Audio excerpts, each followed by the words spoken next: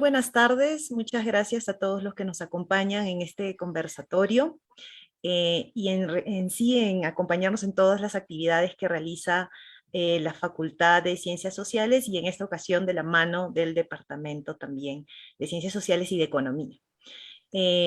Bueno, para no esperar más, para no demorar más, vamos a iniciar este espacio de diálogo, de conversación. Yo le doy el pase para que haga la apertura oficial de la mesa al profesor Carlos Eduardo Aramburú, decano de la Facultad de Ciencias Sociales. Gracias, Yulisa. A nombre de la Facultad de Ciencias Sociales, es un gusto estar con ustedes esta tarde. Quiero agradecer muchísimo a Yanina León, que no nos puede acompañar hoy, que fue me ayudó mucho a plantear esta iniciativa como la última charla del año lectivo, del año académico, de un tema que nos preocupa muchísimo a todos, seamos o no economistas, porque la economía se vive en el día a día, ¿verdad?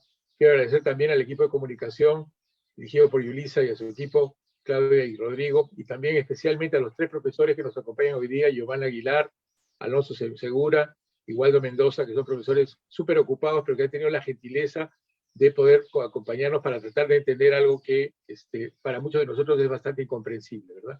Yo no voy a poner una agenda, cada uno de ellos tiene unos puntos a presentar, sí decirles desde mi perspectiva como no economista que nos preocupa un poco entender hasta qué punto el futuro de la economía es independiente del futuro de la política. Hay una cierta autonomía relativa, pero sospecho que no puede continuar por forma indefinida.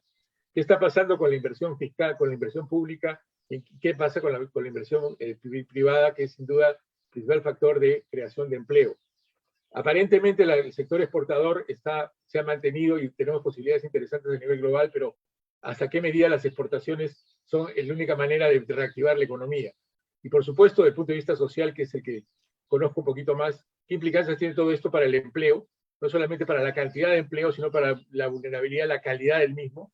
El tema de la reactivación de la pequeña y mediana empresa, que va a tratar la profesora Aguilar, y el tema que como demógrafo me preocupa mucho. Nunca el Perú ha tenido una generación tan numerosa de jóvenes con niveles altos de calificación, el famoso bono demográfico. Estamos a riesgo de desaprovecharlo.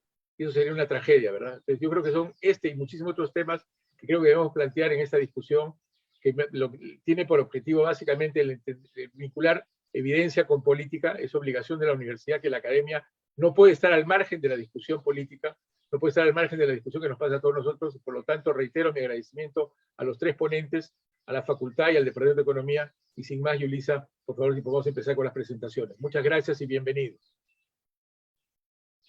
Muchas gracias, profesor Carlos Eduardo. Sí, vamos a dar inicio ahora sí a las intervenciones de nuestros panelistas. Primero quiero decirle al público que nos está acompañando a través de nuestras redes sociales, a través de la transmisión por Facebook Live, que puedan comentar o dejar sus consultas, ¿no? Nosotros vamos a trasladar a la mesa, solamente nos indican a cuál de nuestros panelistas está dirigida, ¿no?, la pregunta, y lo haremos llegar en el espacio indicado para preguntas y consultas. Sin más, voy a dar pase a nuestro primer panelista. Él es el profesor Waldo Mendoza. Él es economista de la Universidad Nacional de San Cristóbal de Huamanga y doctor en Economía por la Pontificia Universidad Católica del Perú. Es profesor e investigador del Departamento de Economía de la PUC desde 1989. También ha sido ministro de Economía y Finanzas de nuestro país entre los años 2020 y 2021. Más antes ha sido miembro del directorio del Banco Central de Reserva del Perú, jefe del Departamento de Economía de la Pontificia Universidad Católica del Perú y viceministro de Hacienda en el Ministerio de Economía y Finanzas. Tiene varias publicaciones, entre ellas menciono algunas: La historia fiscal del Perú, de 1980 a 2020, Macroeconomía intermedia para América Latina, y Cómo investigan los economistas, guía para elaborar y desarrollar un proyecto de investigación. Le damos la bienvenida al profesor Waldo Mendoza, quien va a intervenir por aproximadamente 15 minutos.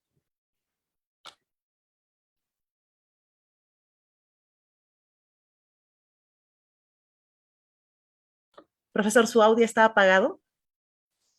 Muy buenas tardes. En primer lugar, los Agradecimientos a nuestro decano, Carlos Eduardo Aramburú, por darnos la oportunidad de participar en este evento con dos colegas y amigos como son Alonso y Giovanna. He preparado una presentación breve en el marco del tema grande que nos solicitó nuestro decano, las perspectivas económicas del actual gobierno. Mi presentación breve va a tener tres partes. La primera parte tiene que ver con cuáles fueron las condiciones iniciales del gobierno del presidente Castillo. Luego, algunos eventos que se produjeron en estos 4 meses de gobierno, en particular en el mercado cambiario. Y por último, destacar cómo están las condiciones internacionales para este gobierno del presidente Castillo. Primero, las condiciones iniciales a los que podríamos llamar el legado del neoliberalismo. Siempre pongo entre comillas neoliberalismo porque es un concepto tan abierto como el término caviar, ¿no? Ya nadie sabe qué es qué, pero voy a llamarle neoliberalismo, ya que así le llaman casi todos, al conjunto de políticas que se han hecho entre los 90 y la actualidad. Subrayando que el nombre es equívoco, pero ya que le llaman así, vamos a llamarle así. Bueno, en estas 3 últimas décadas, el país, si miramos el indicador más importante que los economistas debemos ver, el PIB per cápita, ha pasado del 10º inferior en los 80s, tal como pueden ver en esta lámina. Éramos los que más nos caíamos en los 80, al 10º superior en las últimas 3 décadas. Entonces, ese es un tema que es importante resaltar. Si el PIB per cápita no sube, no hay manera de conseguir otras cosas, como el desarrollo económico, ¿no? Es imposible conseguir desarrollo sin un crecimiento sostenido del PIB per cápita, y el PIB per cápita ha subido. Y lo otro que ya parece obvio, pero no lo es que el Producto Bruto Interno del país, en términos reales, en estas 3 últimas décadas ha avanzado fortísimamente, ¿no? Ahí pueden ver en la lámina que el Producto Bruto Interno en términos reales de hoy es 3 veces el que teníamos en 1990. Pocos países en América Latina pueden mostrar este logro, ¿no? Y para los que dicen que la macroeconomía está bien, pero el resto está todo mal, hay que recordar que de la macroeconomía, del crecimiento económico, viene la recaudación. Y de la recaudación viene el gasto público. Cuando no hay crecimiento, no hay recaudación, y cuando no hay recaudación, no hay gasto público. Ahí pueden ver en la lámina. En 1990, miren dónde estaba el gasto público. El nivel actual de gasto público real con relación al de 1990 es lo del 90 multiplicado por 24. Entonces, algo parecido ha pasado con el presupuesto de la República. O sea, el presupuesto de la República en términos reales hoy es casi 24 veces el presupuesto en términos reales de 1990. Entonces, eso de que la macro anda bien, pero el resto anda mal, no sé de dónde lo han sacado.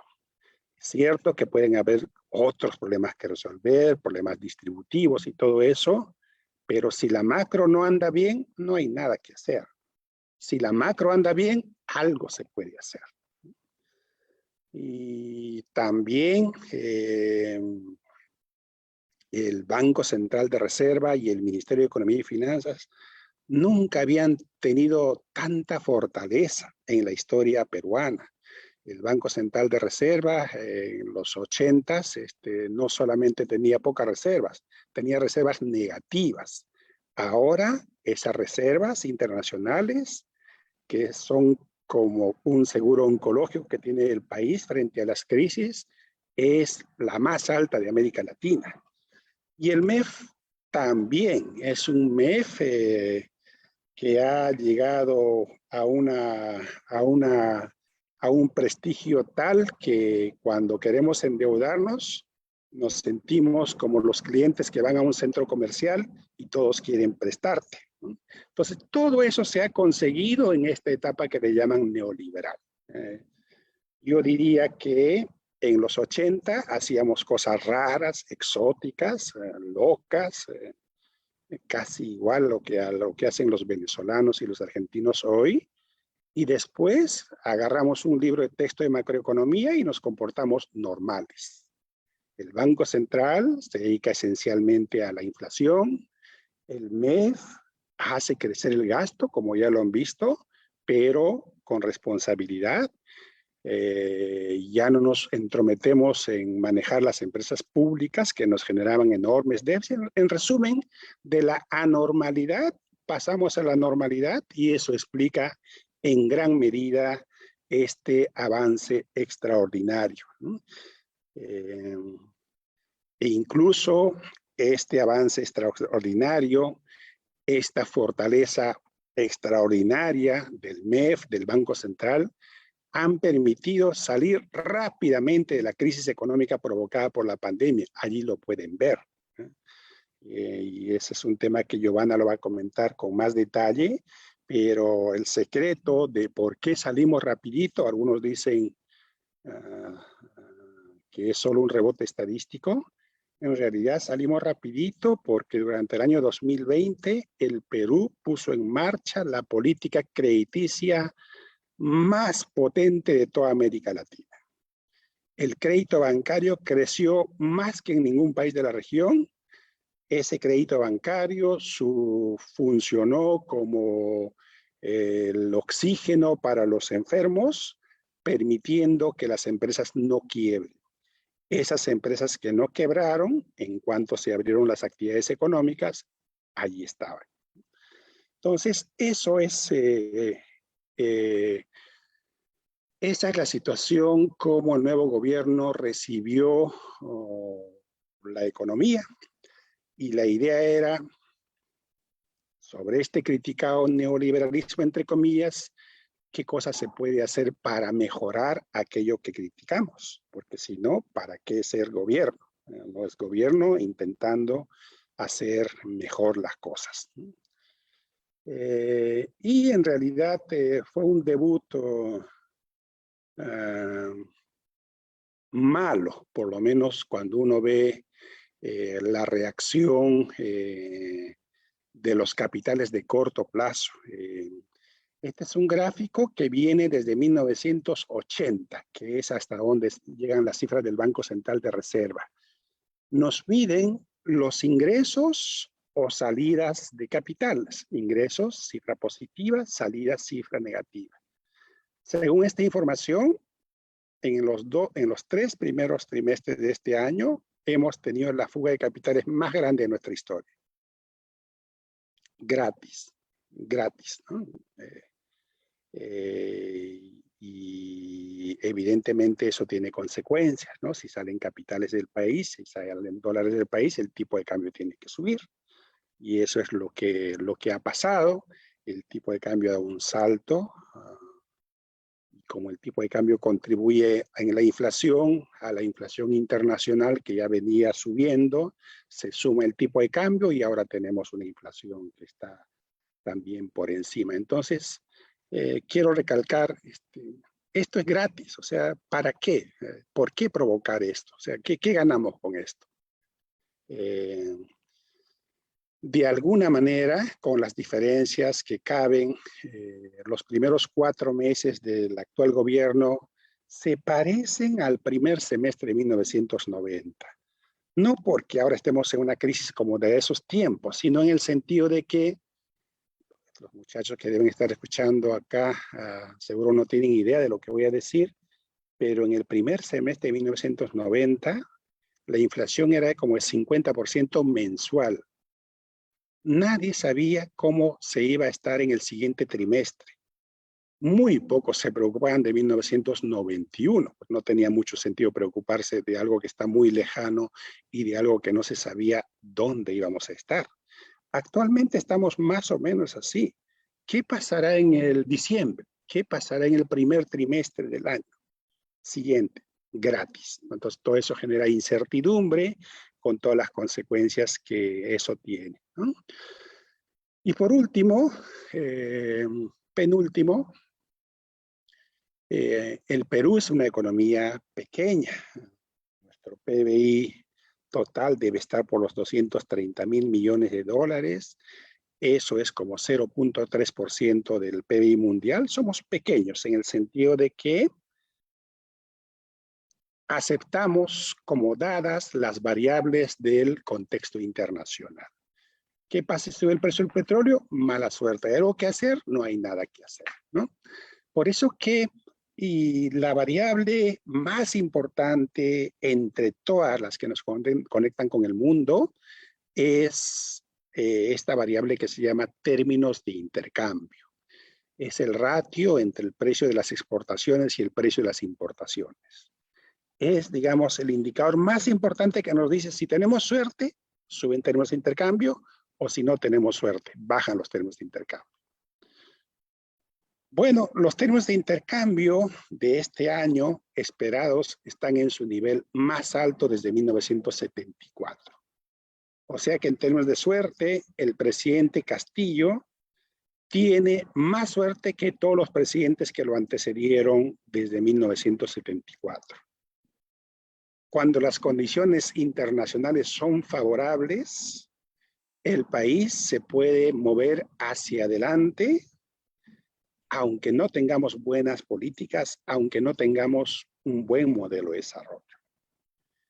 Estamos en esa coyuntura que es buena porque nos beneficia, pero que es mala porque permite nublar, ocultar cosas que pueden estar pasando en el trasfondo. Y por último, el tema fiscal. Allí, digamos, el despelote que hay en el país no se ha trasladado felizmente. El Ministerio de Economía y Finanzas, a cargo de nuestro colega y amigo Pedro Franque, está haciendo una política fiscal más expansiva de la que yo hubiera hecho, pero digamos, no ha roto la trayectoria de los anteriores ministros, ¿no? Podríamos criticar esta iniciativa, por ejemplo, de permitir que el Banco de la Nación preste a MIPES por varios motivos. Uno, ¿qué sabe el Banco de la Nación de prestar a pequeños empresarios? Dos, las MIPES tienen un problema crediticio, no hay instituciones financieras que les presten el crédito. Tres, el temor es que podría pasar como con el Banco Agropecuario. Hago el que te presto y nunca me pagas. Y esa es la historia del Banco Agropecuario. Esperemos que no pase eso. Pero otra vez, la incertidumbre es el gran problema. A diferencia del primer gobierno del presidente García, donde los problemas estaban concentrados en el Banco Central y en el Ministerio de Finanzas, ellos provocaban los problemas, ahora no es el caso. Tenemos un Banco Central que está muy bien, tenemos un MEF, y yo creo que Pedro es un patriota para estar en ese cargo en las condiciones actuales. Y para terminar, a estas incertidumbres que tienen que ver con la política económica, con los anuncios de una asamblea constituyente, se suman lo que estamos observando en las últimas semanas. Presidente Castillo, mi juicio personal es que fue elegido en elecciones limpias y transparentes. Me parece que debería quedarse los 5 años. Esperemos que así sea, pero creo que gran parte de la responsabilidad para que así sea está en él. Esperemos que los siguientes meses no sean como estos 4 meses que fueron malísimos. Muchas gracias. Muchas gracias, profesor Waldo, por su intervención. Ahora vamos a dar el pase al profesor Alonso Segura. Él es magíster por la Universidad de Pensilvania, licenciado en Economía por la Pontificia Universidad Católica del Perú y PhD en Economía también por la Universidad de Pensilvania. Ha sido ministro de Economía y Finanzas de nuestro país entre los años 2014 y 2016. Actualmente es docente y director de la carrera de Finanzas de la Pontificia Universidad Católica del Perú. Ha redactado diversos artículos, papers y publicaciones. Sin más, le doy el pase al profesor Alonso Segura. Muchas gracias. Gracias a la facultad por la invitación. Solo precisar, candidato doctor, no doctor. Voy a compartir mi pantalla. Me confirman si la pueden ver, por favor.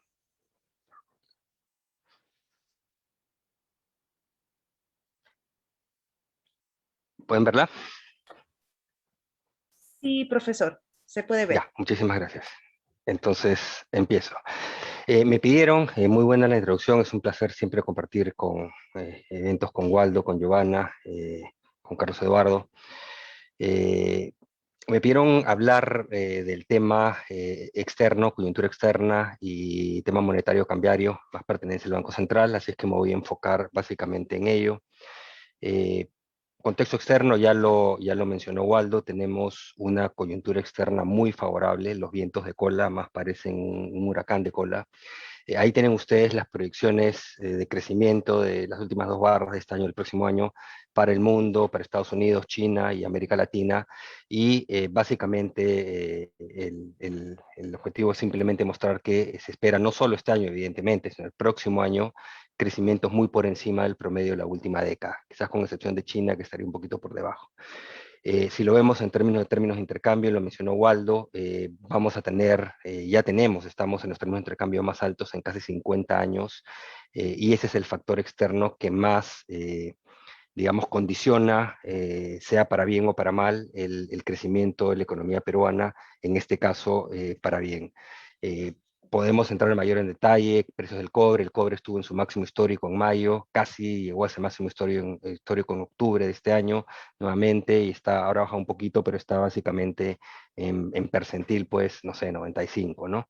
Entonces, contexto externo muy, pero muy favorable. Obviamente no sabemos cuánto va a durar, pero en este momento, con los vientos que tenemos, la economía peruana debería tener unas perspectivas, pues, de crecimiento tremendamente favorables el próximo año, pasados los efectos de este año. Recordemos, cuando tuvimos vientos tan favorables en el pasado, la economía creció 6, 7, 8, 9 y casi hasta 10, ¿no? Entonces la pregunta que podríamos hacernos es, ¿por qué no ocurriría eso, ¿no?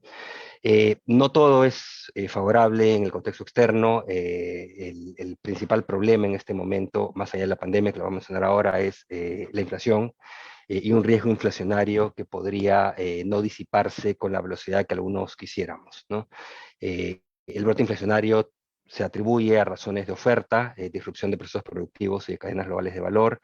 No es claro si hay factores de demanda por las fuertes inyecciones monetarias y fiscales. Podría haber algo de eso, pero ciertamente la principal variable pareciera ser de oferta, ¿no? ¿Cuáles son los riesgos? Obviamente que no ceda la inflación lo rápido que se espera, precios de energía son fundamentales para ello, que esta inflación sea más persistente y por tanto induzca un retiro de estímulos monetarios más acelerados y más severos, digamos, de lo que se requiere, y que eso comprometa la recuperación económica global, ¿no? Entonces, ese es el riesgo. El segundo riesgo siempre ha estado ahí latente, digamos, ha sido la pandemia, ¿no? Ahora lo que tenemos es esta nueva variante Omicron, de la cual sabemos muy poco, recién en 10 días más o menos tendremos más información. La clave ahí es qué tan transmisible es, qué tan severas son las infecciones si uno lo contrae, y en particular qué tan eficaces serán las vacunas, ¿no? No lo sabemos, podría ser una variante más, pero también podría no ser el caso, podría ser una variante que rompe el molde de las anteriores, inclusive más severa que la Delta, ¿no?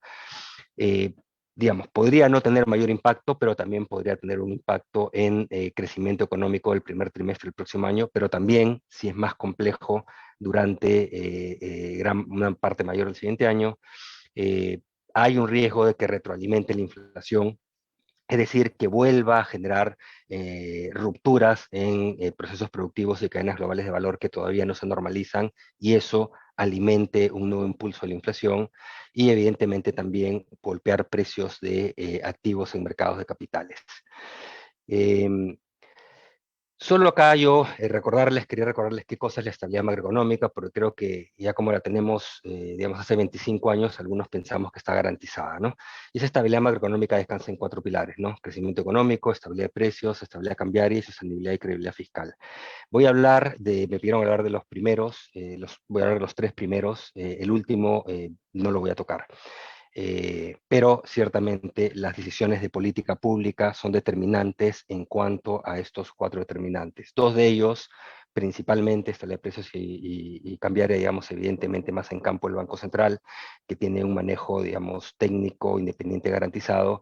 En los otros 2 hay mucho más incidencia, evidentemente, de lo que haga el gobierno, ¿no? Obviamente la macro no lo es todo, pero sin la macro no tenemos nada.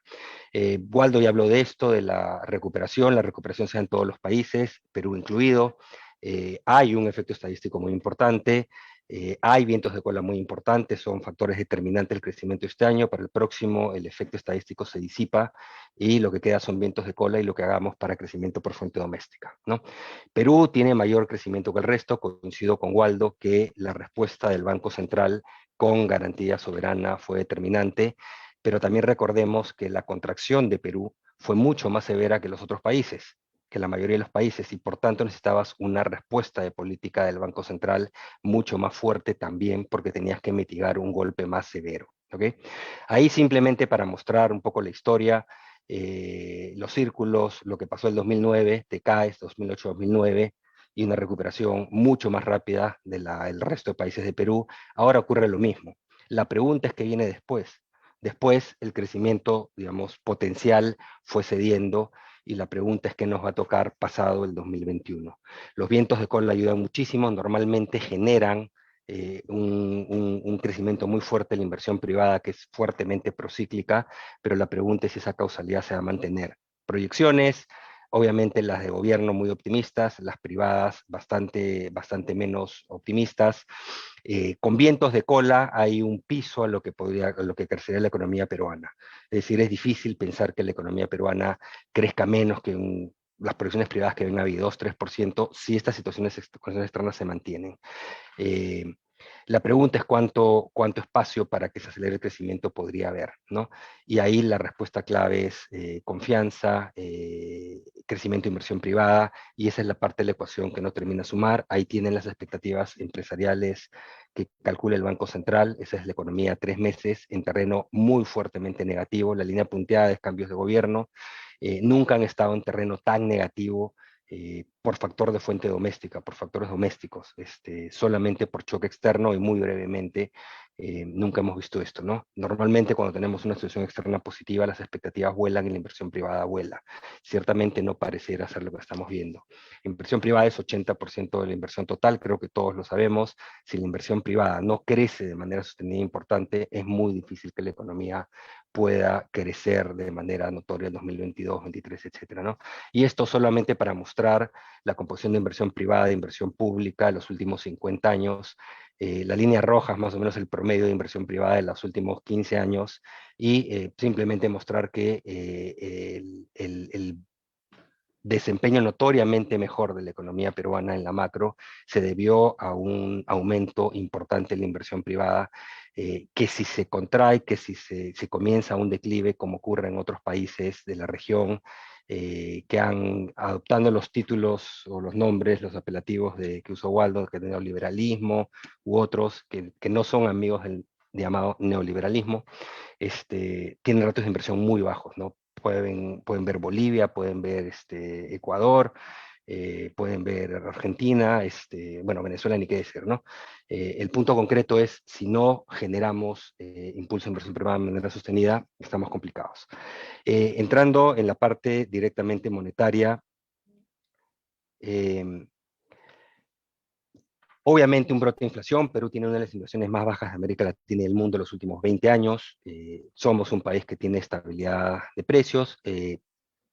Ahora es una inflación importada, inflación al mes de octubre en los distintos países de Estados Unidos, en los países de la del Pacífico, voy a poner otra lista, estábamos en general arriba de 6, salió la inflación de noviembre el día de ayer, subió un poquito más, estamos en 6,24, va a subir más en diciembre presumiblemente porque la inflación de diciembre del año pasado fue casi cero, o sea, ahí el efecto base no nos va a ayudar.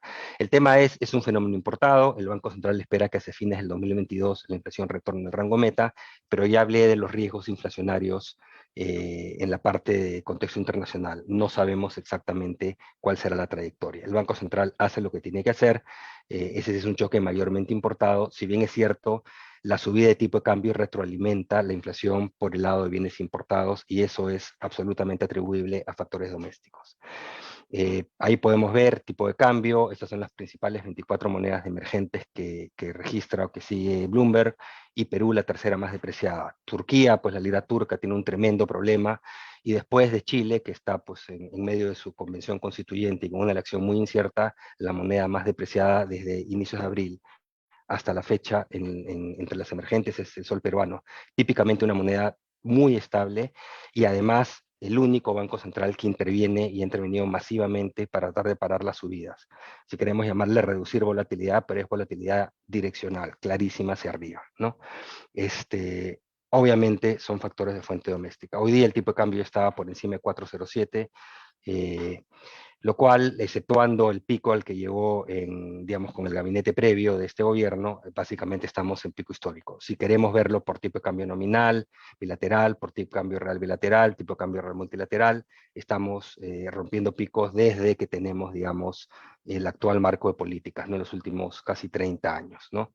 El factor doméstico es la principal fuente de riesgo. Ya Waldo habló de la fuga de capitales, salida de capitales, como quieran llamarlas, histórica que se ha dado este año.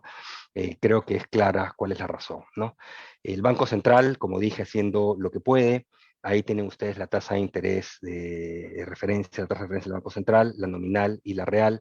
En realidad es la real calculada sobre expectativas de inflación. Si lo calculamos sobre inflación observada, evidentemente pues está en menos 4 y pico, ¿ok?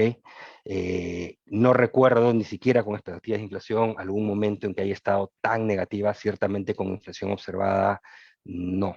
Entonces, la política monetaria todavía, pese a que el Banco Central ya hace 4 meses comenzó la subida, ha subido 4 meses consecutivos, la política monetaria continúa siendo expansiva porque la tasa de interés está muy por debajo de lo que sería la tasa neutral del Banco Central. Y los agregados monetarios han crecido mucho. Están comenzando a descender muy lentamente, pero la expansión de la hoja de balance del Banco Central ha sido muy, muy fuerte, ¿no? Hacia adelante, va a continuar el ciclo de normalización de tasas. Como el Banco Central dice, esto no implica necesariamente un ciclo de alzas sucesivas, es decir, no necesariamente vamos a ver subida en diciembre, enero, febrero, marzo, pero vamos a ver durante el 2022 básicamente una secuencia de normalización de subidas de tasa, digamos, de ir gradualmente normalizando los agravos monetarios del Banco Central, pero de manera bastante gradual y bastante pausada. Ahí vemos digamos, el saldo de operaciones de inyección del Banco Central, básicamente lo que implica la expansión de su hoja de balance, y también simplemente para notar que el crecimiento de la hoja de balance del Banco Central ha sido histórico, ¿no? Y es lo que ha ayudado, como dice Waldo, parte de lo que ha ayudado a mitigar los efectos de un golpe económico el 2020 que fue bastante más severo que en otras economías, ¿no? Hacia adelante ahí vemos también que la reducción de estos estímulos monetarios, digamos, es bastante lenta, ya no estamos en pico, pero digamos, la normalización del balance del Banco Central va a ser bastante gradual, o sea, va a seguir habiendo soporte. Por el lado cambiario, hay quienes critican que el Banco Central no ha intervenido lo que debería. Bueno, la verdad ahí tienen la información, es un año histórico de ventas de dólares y de ventas de instrumentos derivados, de swaps cambiarios, ventas y otros instrumentos para tratar de mitigar la subida. Y ahí les he puesto al lado derecho la información, hasta hace una hora más o menos que cerré la presentación, que el Banco Central sigue vendiendo todos los días. ¿Por qué? Porque la incertidumbre y la presión al alza sigue todos los días, pues. Hoy día el tipo de cambio ya, como dije, rompió 4,07 de nuevo, cayó de 4,14, casi 4,15, con el cambio de gabinete a 3,92 en 2 o 3 días, y de ahí ha subido día a día, prácticamente todos los días, los últimos 45 días, más o menos, y ahora ya está rompe 407. Ciertamente hay algo que no está funcionando en las políticas domésticas, en los mensajes del gobierno, en el entorno político. No voy a hablar de la parte fiscal, solamente un comentario breve. Las violaciones al marco macrofiscal no deben continuar. Ya hay comunicados del Consejo Fiscal señalando que el gobierno debería pasar por el Congreso para las autorizaciones de aumento de techos presupuestarios y otros. El gobierno parece que no le interesa. ¿Okay? Si queremos hablar de institucionalidad, deberíamos empezar por ahí, sobre todo en el corazón de la macro del Perú. Y esto simplemente como una referencia es algunos indicadores importantes, digamos, de desempeño económico del Perú. ¿Por qué año 2007, 2014? Y el último no es 2020, es 2020, pero también con proyección a 2021, solo que no quería hacer, digamos, explícitas proyecciones. Porque en 2007 alcanzamos el grado de inversión, la primera clasificadora en el grado de inversión. En 2014 llegamos al pico de calificaciones que se mantuvieron hasta hace unos meses en que comenzamos el descenso. Entonces la pregunta es cómo estamos. Y básicamente el tema es, en todo lo que es crecimiento y fiscal, ya estamos más débiles de lo que estábamos en 2007. Ese es el mensaje. En la parte que depende del Banco Central, sí tenemos fortalezas muchísimo mayores, o sea, esa es la joya y la corona en este momento, y en la parte de indicadores externos, fruto de la coyuntura, términos de intercambio récord, precios de exportaciones récord, etcétera, se ven bien, pero la pregunta es qué pasa si hay un choque externo. Entonces, el mensaje es, no tenemos la parte fiscal y fundamento de crecimiento tan bien como quisiéramos, como creyeran algunos, es momento de fortalecerlas, pero no parece que hubiese un plan en esa dirección. Muchísimas gracias.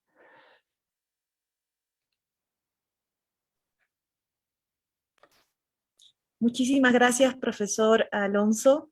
Voy a dar el pase ahora a nuestra tercera panelista, ella es la profesora Giovanna Aguilar. Ella es doctora en Economía por la Pontificia Universidad Católica del Perú, magíster en Economía también por la Pontificia Universidad Católica, por la Pontificia Universidad Católica de Río de Janeiro en Brasil. Actualmente se desempeña como profesora principal e investigadora en el Departamento de Economía, sí, de nuestra casa de estudios. Áreas de docencia es la microeconomía y econometría, y también es especialista en microfinanzas. Le doy el pase, profesora Giovanni. Muchísimas gracias, Yulisa. Antes que nada, quiero agradecer a Carlos Eduardo la invitación para participar en esta mesa de diálogo. Yo me siento realmente muy honrada de poder compartirla con dos exministros y dos de los economistas más importantes de este país.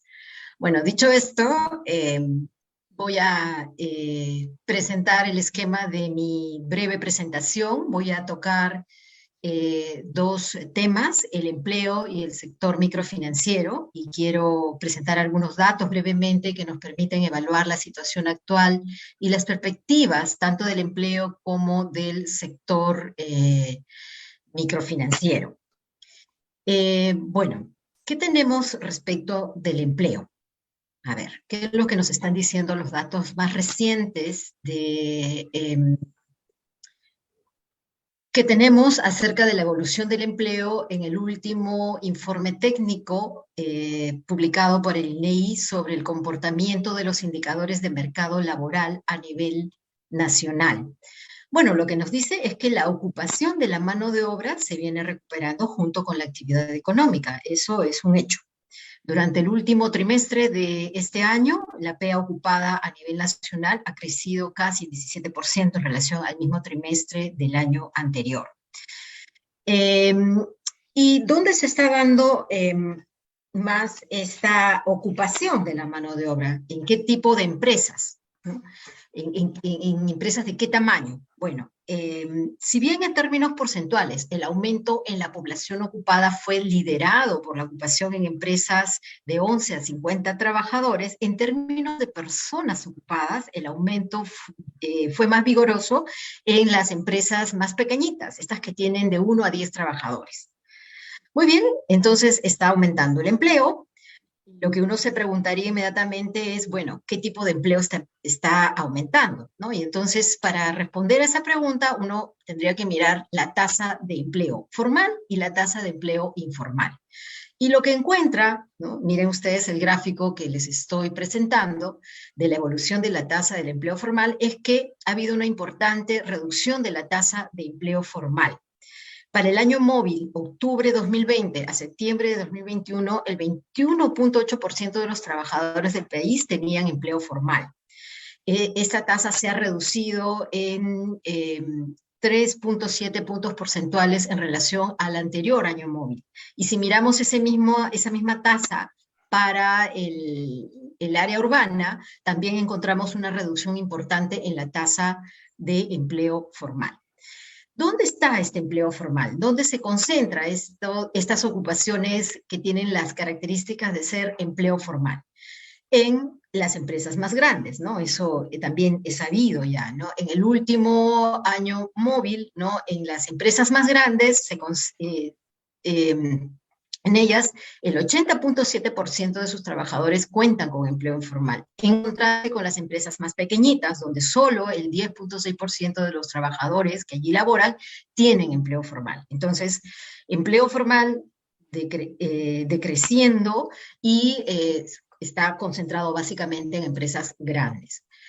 Y si eso está pasando con el empleo formal, algo contrario debe estar pasando con el empleo informal, ¿no es cierto? En el último año móvil, la tasa de empleo informal del país se ubicó en 78.2%, mientras que en el área urbana la tasa de informalidad fue de 73% y en el área urbana se registra una tasa de informalidad de casi 96%, ¿no? En el área urbana ha habido un incremento importante de la tasa de empleo informal, en tanto que en el área rural ha habido una pequeña reducción. Sin embargo, la tasa de empleo informal en el área rural es muy, muy grande. ¿Dónde se concentra el empleo informal? ¿En qué tamaños de empresa tenemos más informalidad? Es obviamente en las empresas más chicas, ¿no? En ellas, en las empresas de 1 a 10 trabajadores, casi el 90% de sus trabajadores se encuentran en situación de informales, ¿no? De empleados informales. En tanto que en las empresas más grandes, el nivel de informalidad es mucho menor, 19%. Bueno, a partir de estos datos, ¿qué podemos decir acerca de la evolución del empleo que estamos observando en los últimos meses? Bueno, lo que podemos decir es que la reactivación económica que tenemos viene de la mano con un crecimiento del empleo informal, de estos puestos de trabajo en los que los trabajadores no cuentan con beneficios sociales o son puestos de trabajo que se dan en unidades de producción no registradas, ¿no? Son puestos de trabajo precario con bajos ingresos, ¿no? Es un empleo precario. Entonces, el empleo informal está creciendo porque en realidad lo que está pasando es que se está convirtiendo en el refugio de la mano de obra que ha perdido su empleo en el sector formal. Este desplazamiento de los ocupados desde el sector formal al informal implica que vamos a tener en el corto plazo una mayor población en situación de pobreza y vulnerabilidad, ¿no? Entonces, ¿qué podría yo decir respecto al crecimiento? Waldo nos dice que el crecimiento es, que si el crecimiento existe, estamos muy bien. Pero yo creo que no solo importa que crezcamos, sino también que importa cómo se va a, ¿qué tipo de crecimiento tenemos, ¿no? O sea, ¿debemos crecer? Sí, pero debemos crecer en actividades que absorban mano de obra, en actividades que proporcionen a la economía más puestos de trabajo formales. Entonces, sí, está bien crecer, pero tenemos que crecer en actividades que nos aseguren un crecimiento del empleo adecuado, del empleo formal. Las perspectivas para la evolución del empleo creo que no son muy buenas en la medida en que, según las propias proyecciones oficiales, el crecimiento de este año y del siguiente no van a ser tan fuertes como debería esperarse para tener un mayor arrastre en el empleo. Entonces, si vamos a tener un crecimiento con menor dinamismo, deberíamos esperar algo similar en la ocupación de la mano de obra.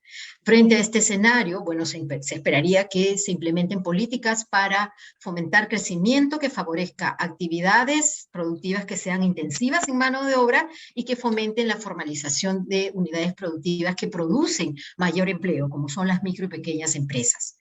Bueno, eso respecto del empleo. Respecto del sector microfinanciero, antes que nada quiero, digamos, decir que me ocupo del sector microfinanciero porque este es un sector muy importante para el financiamiento de las actividades de las micro y pequeñas empresas, ¿no? Las instituciones de microfinanzas que conforman este segmento del sistema financiero son la principal fuente de recursos para las MIPES. Más del 50% de su cartera crediticia se concentra en créditos a las micro y pequeñas empresas y en créditos de consumo para los estratos de más bajos ingresos de la población. Actualmente, este sector microfinanciero está conformado por 30 instituciones de microfinanzas, entre cajas municipales, rurales, pymes, bancos especializados en microfinanzas, que en realidad solo es uno, es mi banco, y 7 financieras especializadas en microfinanzas. A diciembre del año pasado, las colocaciones de las microfinancieras fueron poco más de 53.000 millones de soles, representando el 14.2% del total de colocaciones del sistema financiero. A esa misma fecha, las instituciones microfinancieras atendieron aproximadamente 4.5 millones de clientes. Entonces, las instituciones de microfinanzas son responsables de aproximadamente el 70% de los créditos MIPES del sistema financiero y atienden a más del 90% de los clientes de este tipo de crédito. Por eso es importante el sector microfinanciero, por eso me ocupo de su situación y de las perspectivas que hay para su evolución. Bueno, como consecuencia del confinamiento estricto de la población y la suspensión de muchas actividades económicas no esenciales, entre marzo y abril del año pasado se generaron efectos negativos muy importantes, tanto para las familias como para las empresas. Las familias perdieron empleos, ingresos, como consecuencia de ello redujeron su consumo y ahorro. Y del lado de las empresas, pues estas vieron reducidas sus ventas con la consecuente reducción de ingresos y la postergación de sus inversiones.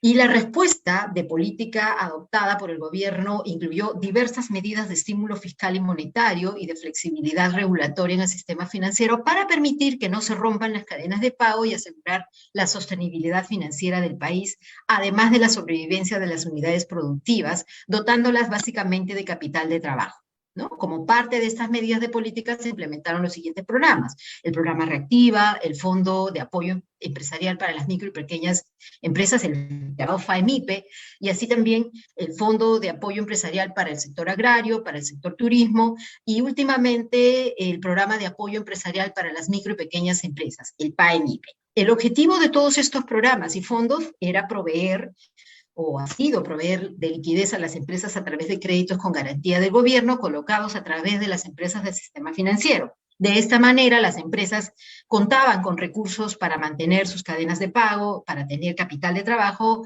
y mantener así sus actividades productivas. Rápidamente, les muestro aquí los resultados del programa Reactiva Perú. Lo más resaltante es que se ha asignado un monto casi cercano al total de fondos que se tenía para financiar esta iniciativa, con tasas de interés muy pequeñas, por debajo de las tasas de interés del mercado. Y se contó con la participación de 28 entidades financieras, entre ellas 11 cajas municipales y 2 cajas rurales, y el número de empresas atendidas fue poco más de 500.000 de empresas, de las cuales 98% fueron micro y pequeñas empresas. Y a estas, digamos, se le asignó aproximadamente el 46% de los recursos colocados, ¿no? Entonces ha tenido, digamos, un resultado importante en la atención de las necesidades de financiamiento de las micro y pequeñas empresas. Y en este otro cuadrito están los resultados que se han tenido hasta el momento para los diversos fondos de apoyo a la actividad empresarial. El FAEMIPE ya terminó, el FAE Turismo, el FAE Agrario y el PAEMIPE están vigentes todavía, y aquí definitivamente tenemos mayor participación de instituciones microfinancieras, y hay que resaltar que las tasas de interés que se están logrando en las colocaciones a través de estos fondos son bastante más bajas que las que uno encuentra en el mercado, ¿no? Entonces, hay un importante efecto positivo en el mercado microfinanciero.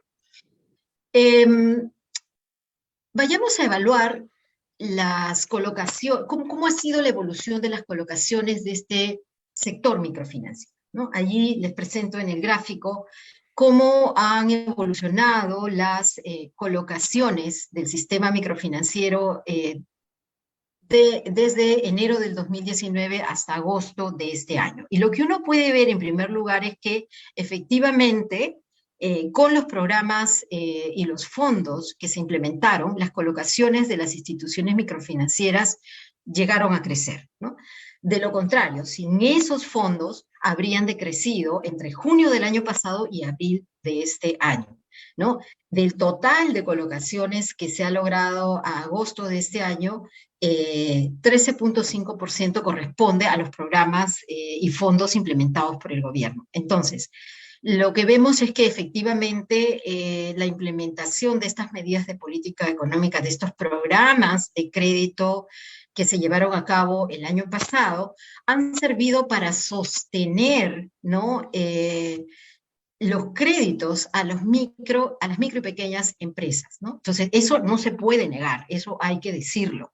La implementación de estos programas ha permitido sostener entonces las actividades productivas y con ellas el empleo o parte de él de las micro y pequeñas empresas.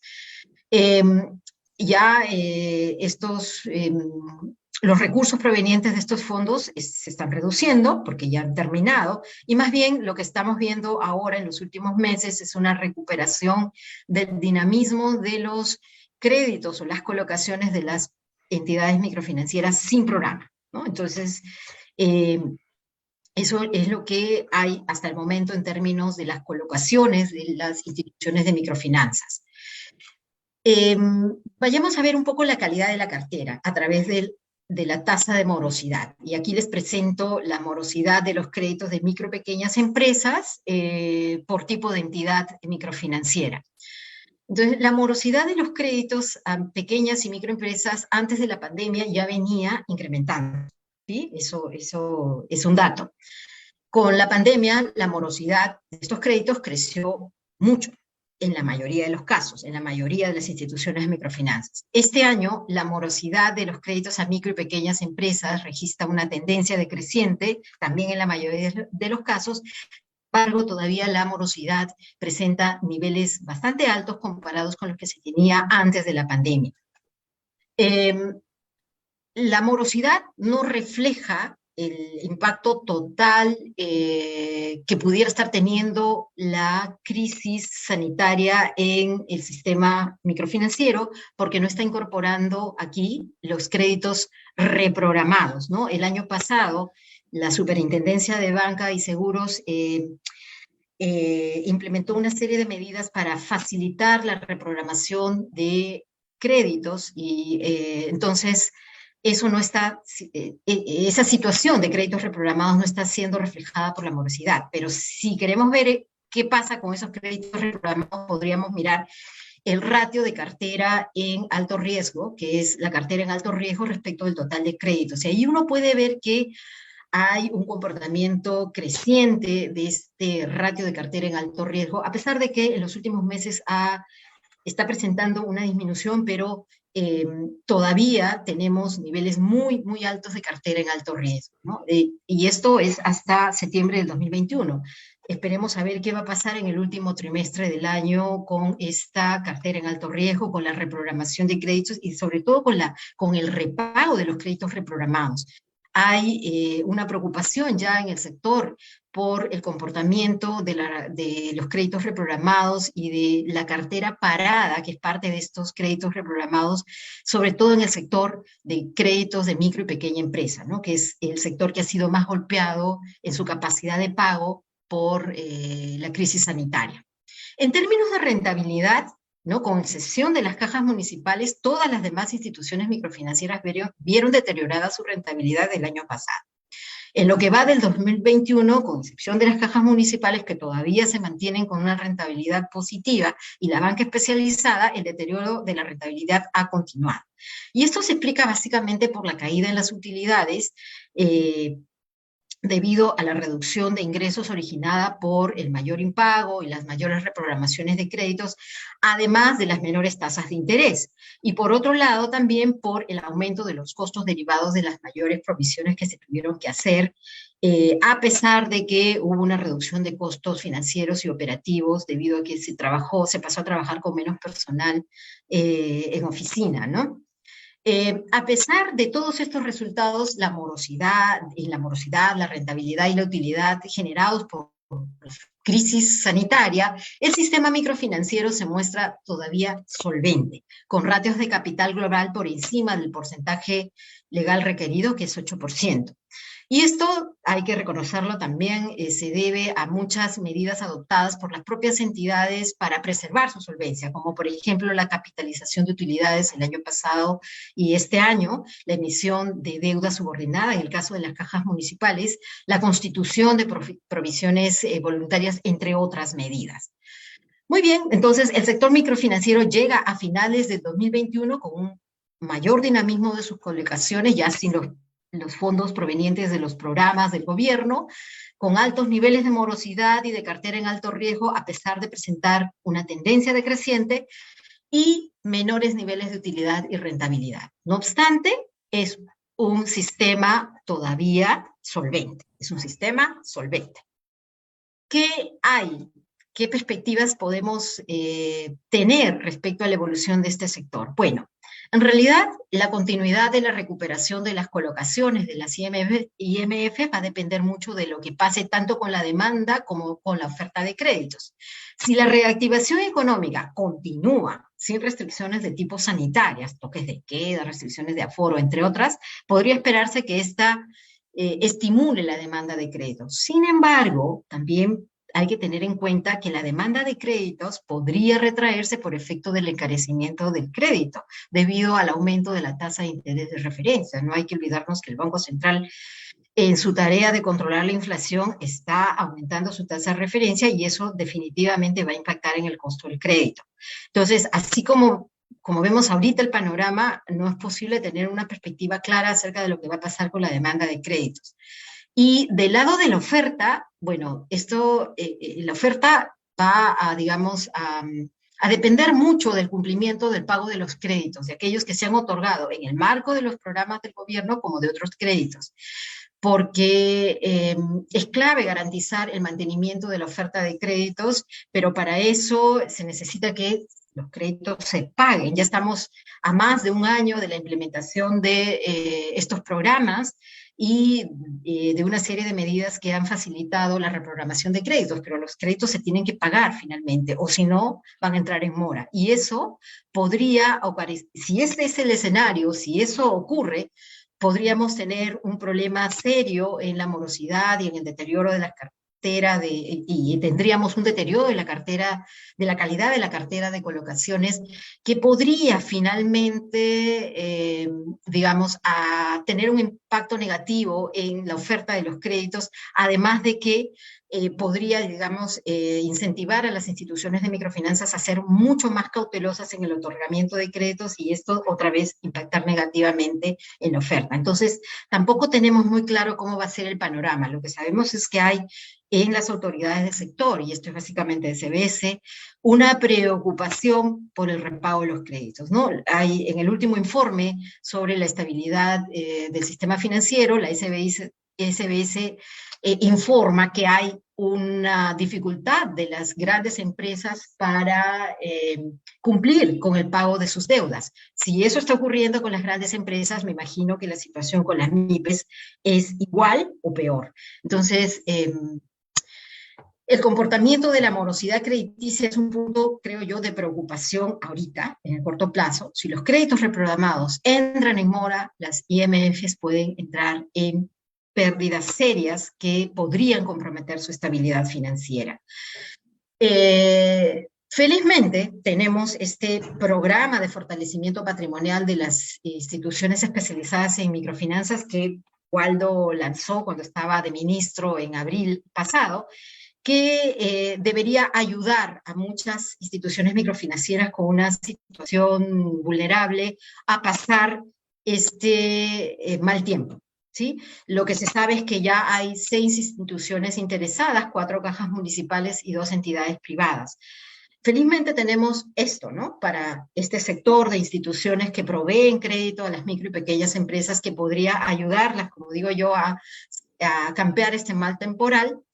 Pero creo yo que el año que viene va a ser un año en que vamos a ver la real dimensión de los efectos de la crisis sanitaria en el sistema financiero. Ahorita nomás, hoy, la noticia es de que se ha intervenido 9 cooperativas de ahorro y crédito, y que hay otras 120 más que están en una situación difícil y que probablemente sean intervenidas, ¿no? Es verdad que las COPAC son un segmento del sistema financiero de reciente incorporación a la regulación, y que lamentablemente no están cubiertas por el Fondo de Seguro de Depósitos. Entonces, las personas que están, digamos, participando o que han tenido recursos de ahorros allí van a perder estos ahorros, y entonces lo que estamos viendo es que la crisis sanitaria está empezando a hacer su real efecto en el lado más vulnerable del sistema financiero, que son estas cooperativas de ahorro y crédito. Las otras instituciones, las más grandes, las que están reguladas desde hace bastante tiempo, cuentan con el Fondo de Seguro de Depósitos, lo cual haría, digamos, temer menos un desenlace negativo para algunas instituciones financieras, sobre todo las más pequeñas, que están dentro del segmento microfinanciero. Bueno, eso es todo lo que quería compartir por el momento. Muchísimas gracias. Muchísimas gracias, profesora Giovanna. Antes de pasar a una breve ronda de cada uno de nuestros panelistas, recordarles a las personas que nos están acompañando vía Zoom que pueden dejar sus preguntas, consultas también en el chat. Y gracias a las personas que ya están haciendo sus preguntas, ¿no? Vía el Facebook del Departamento de Economía y también vía el Facebook de la Facultad de Ciencias Sociales. Los estamos recogiendo y al finalizar esta breve ronda de 5 minutos por cada uno de nuestros panelistas, yo se los voy a trasladar. Entonces, podemos empezar con el profesor Waldo. Sí. Muchas gracias. A propósito, aprovecho la interesante presentación que ha hecho Giovanna. Creo que Giovanna ha dado con su presentación una plena justificación de por qué el Banco de la Nación no debería meterse a terrenos que no conoce, estando este terreno copado por microfinancieras que lo están haciendo bien. El otro comentario interesante, Giovanna, es ¿por qué no crecimiento a punta de sectores intensivos en mano de obra? A mí también me encantaría, pero los que invierten son empresarios. Y los empresarios aquí en el mundo buscan ganancias, buscan rentabilidad. Entonces no van a ir a Vilcashuamán, se van a Yanacocha, porque entonces es bien complicado hacer eso, ¿no? ¿Podríamos hacer políticas para hacerlos ir a los sectores deseados? Se podría, en ciertas condiciones. Por ejemplo, no teníamos agroexportación hace 2 décadas. Exportábamos 200 millones de dólares, ahora exportamos como 8,000. ¿Y cómo se hizo? No sé quién lo pensó, pero me parece una maravilla. A la agroexportación es un sector con una capacidad productiva enorme. Las costas las hemos tenido siempre allí. El mercado infinito porque es un producto de exportación, y el gobierno le puso una ley de promoción agraria, al TLC, un montón de proyectos inmensos de irrigación, una SENASA que se modernizó, y ahí tenemos la agroexportación. Pero digamos que eso no se puede hacer con cualquier sector. Imaginemos que intentamos hacer eso con las MIPES. Matemáticamente imposible, ¿no? Entonces, esta gracia de hacer rentable un sector, a veces se puede y a veces no puede, porque si no hacemos eso, los empresarios invertirán donde les dé la gana, donde crean que pueden ganar dinero. En cualquier caso, creo que Si crecemos, ya no importa a punta de qué sector, a ritmos altos, elevados por mucho tiempo, está bien versus no crecer. El otro tema que lo planteó Alonso, creo que es importantísimo. Cuando pasó la crisis internacional de 2008-2009, el Fondo Monetario Internacional, como parte de su condicionalidad para los préstamos, le obligó prácticamente a algunos países que creen consejos fiscales, es decir, unos consejos que independientemente opinen sobre la labor de su MEF correspondiente. Hacía esto porque, por ejemplo, en Grecia, el gobierno decía que su déficit fiscal era 3%, después descubrieron que era 10%, ¿no? Y el gobierno, sanamente, Alonso estaba en ese entonces en el Ministerio de Economía y Finanzas, a pesar que nadie nos obligó ni nos pidió, el gobierno consideró necesaria la creación de un Consejo Fiscal Independiente, que lo tenemos desde el año 2006. Y sería sano para el ministro de Economía escuchar con mucha atención a lo que dice ese consejo. En general, es un consejo con personas con mucha experiencia, académicamente respetables. Suele pasar que el consejo directivo de ese consejo es lo más sofisticado que hay en el país, así que vale la pena escucharlo, ¿no? Y por último, de pasito nomás, este tema que no hemos conversado mucho, pero que en términos de incertidumbre está generando mucho ruido también, ¿no? Queremos cambiar la Constitución y hasta ahora no he escuchado ninguna explicación razonable de por qué queremos cambiarlo. Entonces, otra vez, ruido innecesario por gusto. En realidad, los chilenos no se nos han adelantado. Vamos a descubrir con los chilenos que el cambio de la Constitución es un enorme placebo. Los chilenos están creyendo que con la nueva Constitución van a tener mejores pensiones o mejor educación. Todas las constituciones traen un conjunto de derechos y una organización del Estado. Podemos ponerle todos los derechos, pero si la economía no crece, si no hay recaudación, no hay recursos, nos quedaremos con derechos. Así que este fetichismo del cambio en la Constitución, que genera puro ruido y ningún beneficio, valdría la pena dejarlo a un lado o explicar por qué diablos quieren cambiarlo. Muchas gracias.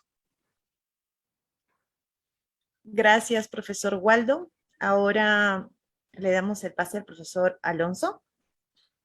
Muchísimas gracias y bueno, gracias por las interesantes presentaciones, Joana. Bueno, Waldo ya lo había escuchado y gracias por la intervención, Waldo, coincido plenamente con todo lo que dijiste. Yo quiero incidir en un par de preguntas que veo en el chat y usarlas como para parte de mi segunda intervención. Preguntan qué tan grandes son los riesgos externos, ¿no? Mencionan tres. Un riesgo de desaceleración en Estados Unidos fruto de restringir estímulos monetarios por digamos, el problema inflacionario, lo que había mencionado, el caso China y desaceleración en China por todos los problemas inmobiliarios que tiene el sector inmobiliario, y COVID, Omicron.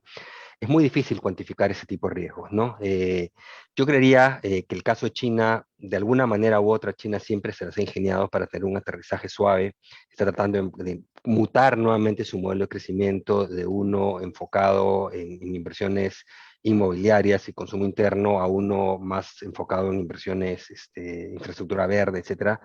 Vamos a ver cómo le va, pero yo creería que no es un riesgo inminente. Ciertamente no va a ser un factor al alza, pero no creería que es un riesgo inminente. Es más difícil lo de Omicron, como ya dije, lo de la nueva variante.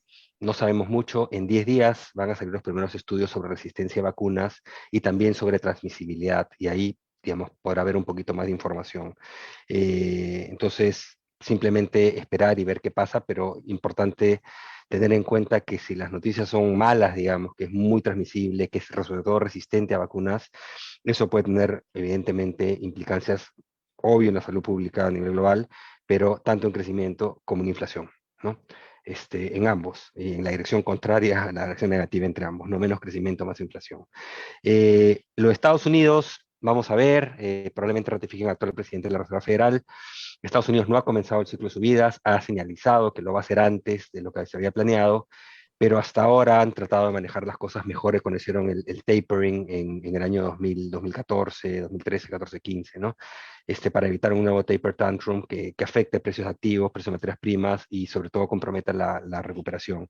Yo creo que esperar y ver, pero riesgos claros externos, digamos, es muy difícil que un contexto externo se mantenga tan favorable como el que tenemos en este momento.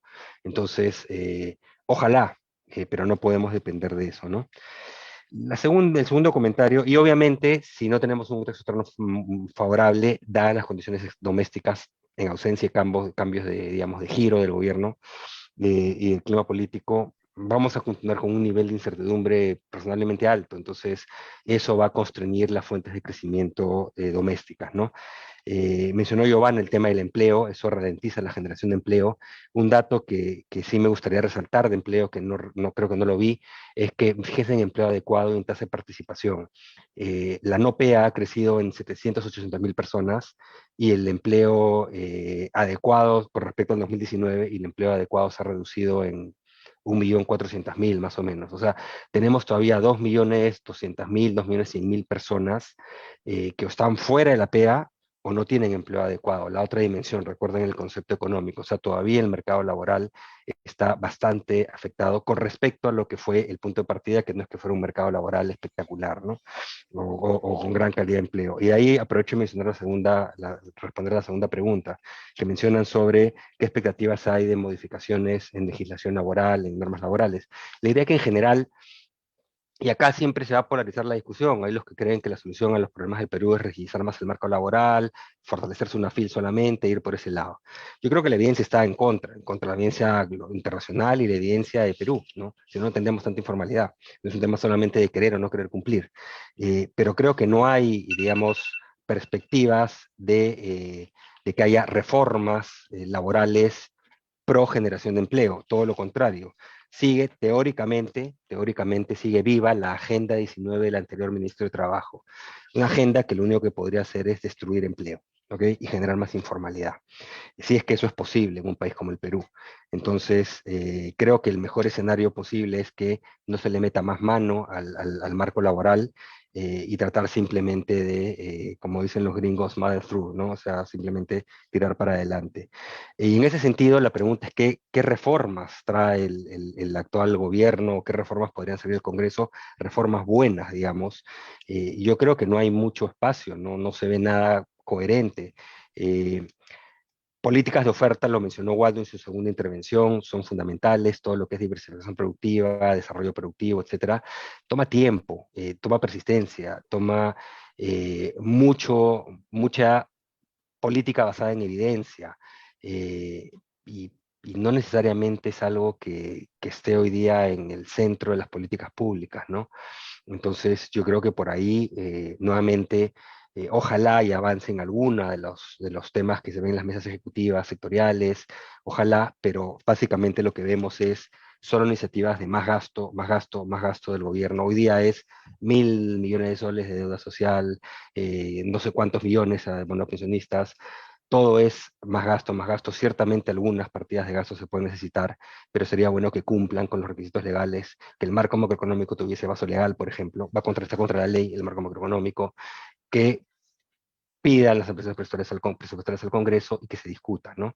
Entonces, yo tampoco veo en ese frente espacio como para que los fundamentos de crecimiento de Perú, que son esenciales, necesitas micro también, que son parte de sus fundamentos, no todo lo que es desarrollo productivo es micro, ¿no?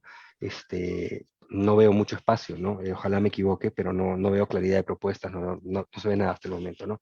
Y el riesgo es que se vaya en dirección contraria, creería. Ojalá me equivoque. Gracias. Un poco más. Gracias, profesor Alonso. Y terminamos esta ronda con la profesora Giovanna. Gracias, Yulisa. Bueno, gracias, Waldo, por los comentarios sobre el vínculo entre el crecimiento y el empleo. En realidad, el tema del empleo es demasiado importante como para no dedicarle una reunión o una mesa de diálogo exclusiva, ¿no? Creo que deberíamos continuar con estos diálogos y convocar a expertos en el tema. Yo no soy experta en empleo, pero digamos que deberíamos tener una próxima mesa prontito para discutir el tema del empleo, porque francamente a mí me parece que estamos frente a un rompecabezas muy difícil de armar, ¿no? O sea, queremos crecimiento, ¿ok? Waldo dice, si la macro está bien, o sea, si el crecimiento está bien, ok, pero creo que si lo miramos desde el punto de vista de empleo, insisto, necesitamos que la macro esté más que bien, ¿no? O sea, no solamente necesitamos crecimiento, sino un crecimiento que impulse un empleo de calidad.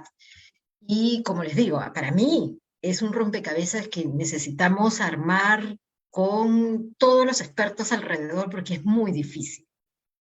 Y claro, en un país como en el Perú, claro, se necesitan cuadros importantes que asesoren gobierno, que permitan la producción de políticas adecuadas para atender el tema del empleo. Porque lo que estamos viendo, sin lugar a dudas, es que hay un crecimiento importante del sector informal. Toda esa gente que ha perdido su trabajo, que ha salido del sector formal y está ahora autoempleado en las calles o en unidades de producción informales. Entonces, ¿qué hacemos frente a eso? Si dentro de poquito vamos a tener como consecuencia de ello también, más vulnerabilidad, más pobreza en la población. Entonces, habrá que atender el empleo, habrá que atender la mayor demanda de servicios públicos en general de estas personas, y eso va a significar a la larga, pues, mayor presión por la atención de necesidades básicas en la población. Entonces, ¿qué hacemos frente a eso? Necesitamos medidas de política económica que resuelvan un problema. El crecimiento está bien, pero insisto, necesitamos tal vez mirar la estructura económica, ¿no? Si seguimos con una estructura económica como la que está, no creo que le podamos pedir mucho al crecimiento para que haga efectos importantes en el empleo, en términos de producción de un empleo de calidad. Y respecto al sector microfinanciero, por aquí me dicen que pareciera que el sector microfinanciero es inmune a todo lo que pasa, a la errática política económica y social. Yo diría que no lo es tanto, ¿no? No es tan inmune. A ver, no mencioné en mi presentación, en mi intervención anterior, dos intervenciones de política que ha hecho, una, en realidad es una intervención de política que ha hecho el Congreso anterior, con la ley que fija las tasas de interés, ¿no? Entonces ahí hay un impacto negativo para las microfinancieras y también para los clientes, ¿no? Con la fijación de tasas de interés, definitivamente las instituciones de microfinanzas van a perder ingresos porque van a dejar de atender a un segmento importante de sus clientes, aquellos que están, digamos, con perfiles de riesgo que implican costos elevados del crédito, y para los clientes va a significar definitivamente el no tener acceso a financiamiento formal. Y probablemente lo tengan que encontrar o lo tengan que buscar en el sector informal. Entonces, ahí hay una intervención de política que no ha sido del gobierno, sino del Congreso, que está afectando al sector microfinanciero, tanto a las instituciones como a los clientes. Eso es algo que vamos a mirar más adelante, porque eso recién está implementándose, pero ya hay alguna información que está produciendo la Superintendencia de Bancos y Seguros que nos va diciendo que hay efectos importantes, ¿no? Para los clientes y para las instituciones en sí. Y del otro lado, esto que voy a decir no es ya un hecho consumado, pero hay una amenaza, entre comillas, de la entrada del Banco de la Nación a actuar en el sistema microfinanciero. Y he leído, ¿no?, los fundamentos del pedido de facultades para que esto se concrete. La verdad es que se parte de un hecho que no sé en realidad si tienen pleno conocimiento de que es así, ¿no? Dicen que hay una demanda insatisfecha de crédito que no está, que requiere ser atendida por alguien. Entonces tiene que ser el Banco de la Nación. Ese es el punto de partida. y yo no sé exactamente de cuánto es esa demanda y sobre todo de por qué no está siendo satisfecha por las instituciones que ya participan en el mercado financiero. Probablemente sean clientes o agentes que tienen un perfil de riesgo elevado, que no son sujetos de crédito, que no tienen proyectos rentables, ¿no?, para que justifiquen un financiamiento del sector financiero. Entonces, creo que si uno parte de un supuesto que podría estar muy lejos de la realidad, podría equivocarse, ¿no? Y introducir más ruido en un mercado que hasta la fecha ha estado funcionando relativamente bien. Las experiencias previas de intervención de los gobiernos a través de entidades de intermediación que prestan directamente no han sido buenas. Creo que hay bastante experiencia y bastante literatura que da cuenta de los efectos negativos que eso puede crear, ¿no? Entonces, yo no estoy de acuerdo con una iniciativa de ese tipo porque no solo va a introducir ruido, sino que puede generar efectos perversos en los propios agentes del mercado, ¿no? La cultura de pago que a lo largo de todos estos años ha costado crear, tener, fortalecer, ¿no? La cultura de pagar el crédito podría verse muy deteriorada si es que entra un actor nuevo que puede garantizar, digamos, que la gente tome créditos y no los devuelva. Por otra parte, creo que el gobierno se equivoca a la hora de identificar dónde tiene que hacer su intervención para mejorar, digamos, las condiciones de acceso a financiamiento de los agentes. Yo creo que más bien debería preocuparse por seguir fomentando la competencia en el sector. Pero claro, eso es mucho más complicado, o sea, una política que apunte hacia eso es mucho más complicada de idear y luego de implementar, porque probablemente no sea tan sencilla, ¿no? Generar competencia en el sector implica, por ejemplo, generar condiciones para que las instituciones del sector financiero, donde están las microfinancieras, compitan intensamente. Y aquí, por ejemplo, en este contexto actual, donde la transformación digital se ha convertido en un instrumento importante para la actuación de las instituciones financieras, la intervención del Estado debería garantizar que esa transformación digital se dé. Por ejemplo, garantizando conectividad, ¿no? Allí donde es necesario garantizar la llegada de las señales de Internet, de la banca móvil, allí es donde se requiere que el gobierno intervenga para garantizar que la infraestructura necesaria para que la competencia entre instituciones del sistema financiero en un nuevo contexto donde todo es digital se pueda dar. Claro, eso es más complicado que decir voy a crear un banco de la nación y voy a darle plata a la gente que no le plata ahorita las actuales instituciones del sistema financiero. Entonces, ahí hay que, digamos, pensar mejor la cosa, creo yo, asesorarse mejor para intervenir en el sistema financiero. Bueno, eso es todo lo que iba a decir por el momento. Muchas gracias, profesora Giovanna. Yo voy a mencionar algunas preguntas, comentarios. Bueno, ya hay varias que han respondido los profesores que, bueno, se han mencionado acá en el chat Zoom, pero también les voy a mencionar algunas que han llegado por nuestras redes. A ver, por acá primero empezamos por el Zoom. Para el profesor Waldo, la salida de capitales tiene algo que ver con las expectativas negativas generadas por las acusaciones de comunismo, senderismo, venezolanismo, etc. Es la pregunta de José Alberto Oscati. El profesor José Carlos Orihuela, también para el profesor Waldo. Waldo dice que salvo el crecimiento, todo es ilusión, pero la teoría neoclasista hace medio siglo explica que el crecimiento basado en RN no renovables es ilusión. Y los premios Nobel más interesantes de las últimas 4 décadas, Sen y Stiglitz, han explicado ampliamente que el PBI es un fetiche. Es un comentario, ¿no? Punto 2, la Constitución también puede ser un fetiche, pero eso aplica a todas las constituciones. Ni la del Perú explica el crecimiento peruano, ni la de Bolivia el boliviano. Para el PBI, de Perú y Bolivia, términos de intercambio de FIDO, ¿no? No hay modelo, hay China. Menciono otras de el Facebook. Este va para el profesor Alonso Segura, de parte de John Meléndez Ordóñez. ¿Por qué insistir en la transferencia de recursos para inversiones sectoriales, salud, educación, transporte, vivienda, etcétera, a los gobiernos regionales, si existen claros ensayos que el gobierno nacional, a través del sector respectivo, realiza gastos en inversión con eficiencia y eficacia? Una pregunta para el profesor Mendoza. El crecimiento económico que indica es una condición necesaria, pero no suficiente. ¿Qué políticas concretas se requieren para que ese crecimiento sea más distributivo de manera sostenible?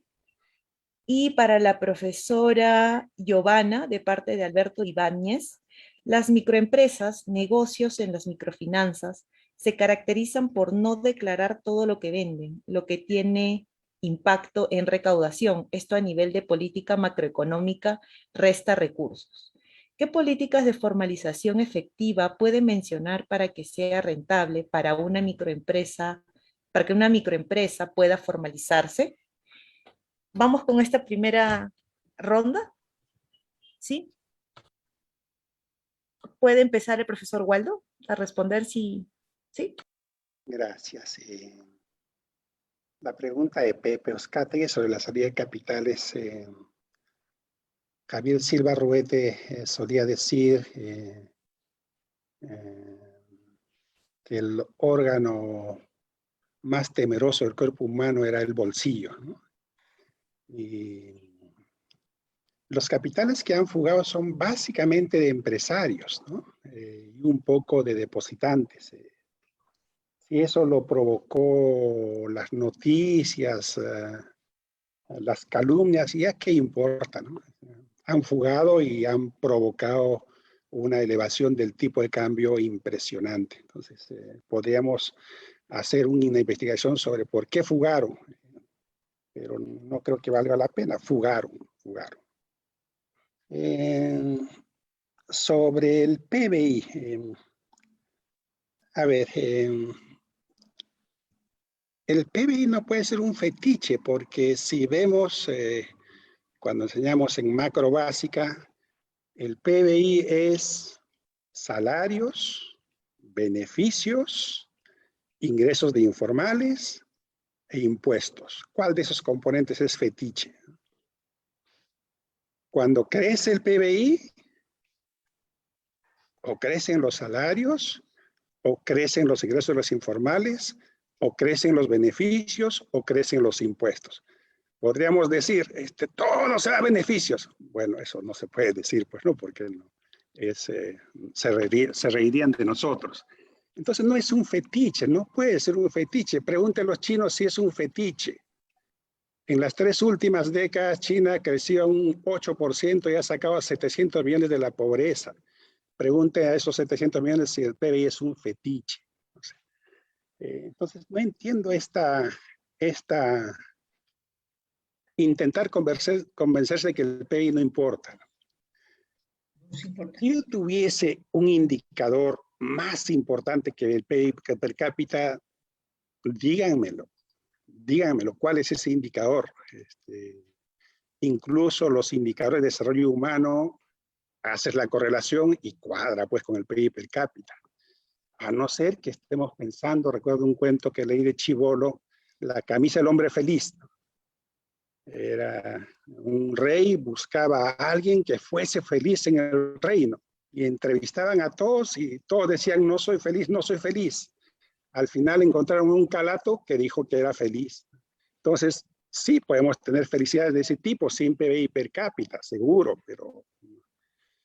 Y la alusión a los nobles, respetables, Stiglitz de los grandes, pero recuerden que Stiglitz dijo que lo de Chávez era una maravilla, era un ejemplo de cómo no ser neoliberal.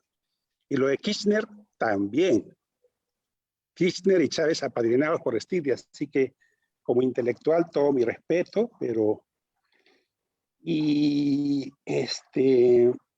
por supuesto, el PBI es necesario, pero no suficiente, por supuesto. Pero, otra vez, a lo básico. Cuando el PBI sube, evidentemente sube el empleo. Por eso que yo soy keynesiano en el sentido de la teoría de la producción. Hablas del PBI o del empleo, es básicamente lo mismo. Habrán, digamos, distintas sensibilidades y todo eso, pero es casi como la ley de la gravedad. El empleo no puede crecer si el PBI no lo hace, ¿no? Y cuando el PBI crece, crece el empleo, crecen los salarios, y más importante, cuando el PBI crece, crece la recaudación, esa cosa tan básica que nos enseñan en intro a la macro, a veces no se entiende. Y cuando crece la recaudación, puede ser tu programa Juntos, puede ser tus carreteras y todo eso. Entonces, dígame, ¿qué otro indicador más importante que el PBI? Si encuentran uno, me avisan, de repente lo publicamos y nos dan un Nobel. Y creo que eso era para dejarles el tiempo a Alonso y Giovanna para que puedan contestar.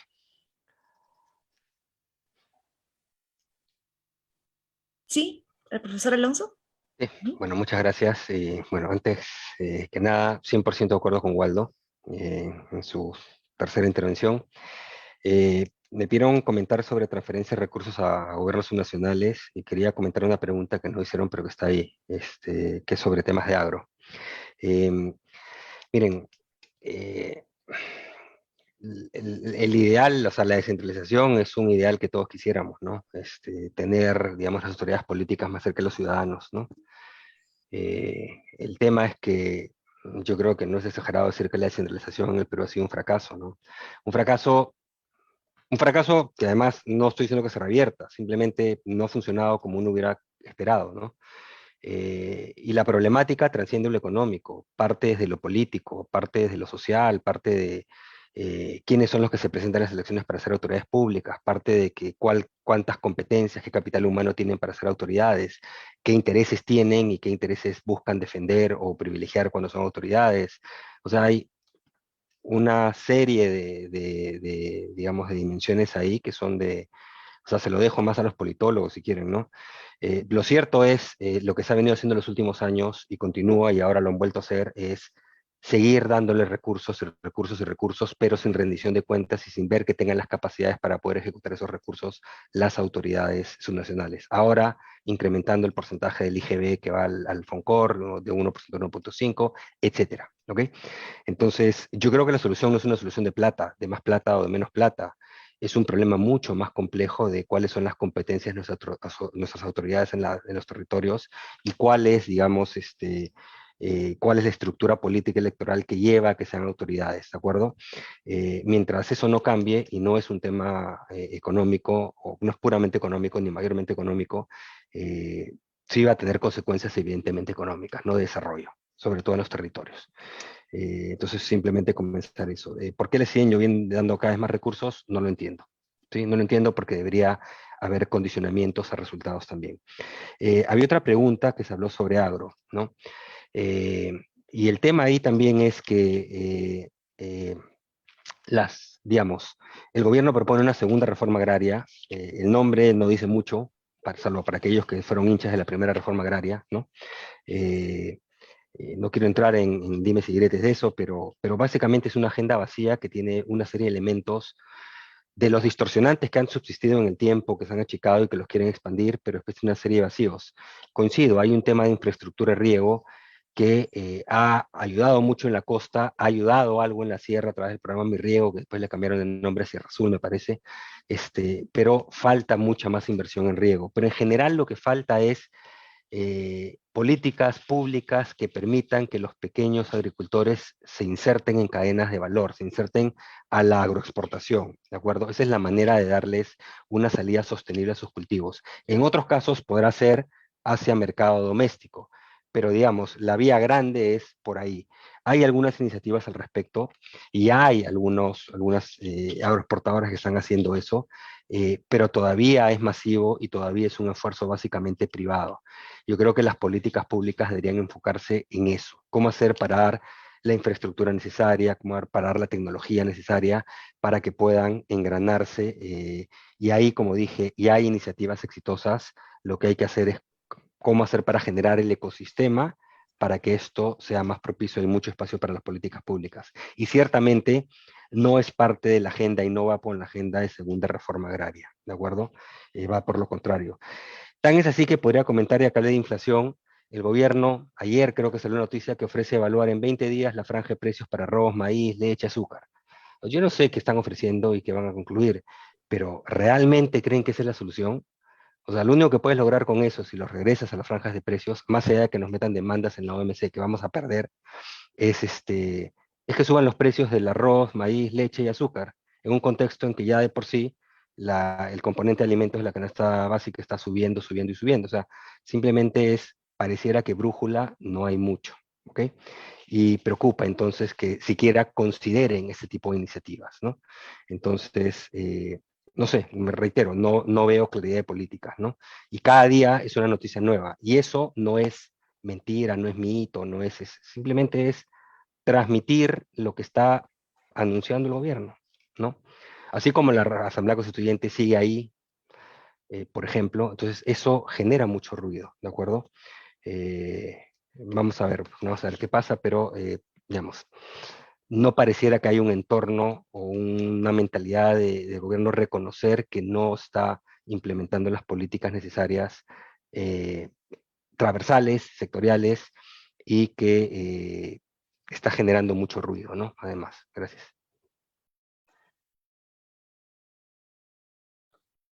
Gracias, profesor Alonso. Cerramos con la profesora Giovanna. Gracias, Yulisa. Bueno, me preguntaron sobre políticas para favorecer la formalización de las MIPES.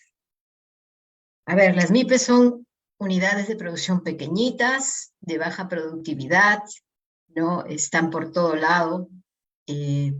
Dado su tamaño, se pueden esconder y huir fácilmente del control, ¿no? De las autoridades. Eso es verdad. Entonces la pregunta es, ¿qué hacemos para que las MIPES dejen de ser informales, es decir, de tener esta condición y y pasen a ser formales? Entonces uno tendría que preguntarse también cómo son las empresas formales, ¿no? A ver, las empresas formales son empresas medianas a grandes, tienen altos niveles de productividad. Entonces, si yo quiero que mis micro y pequeñas empresas lleguen a ser formales, probablemente tengan que parecerse, ¿no?, a esas empresas formales y por lo tanto van a dejar de ser microempresas. Entonces, ¿qué políticas debemos implementar para que esa transformación se consiga?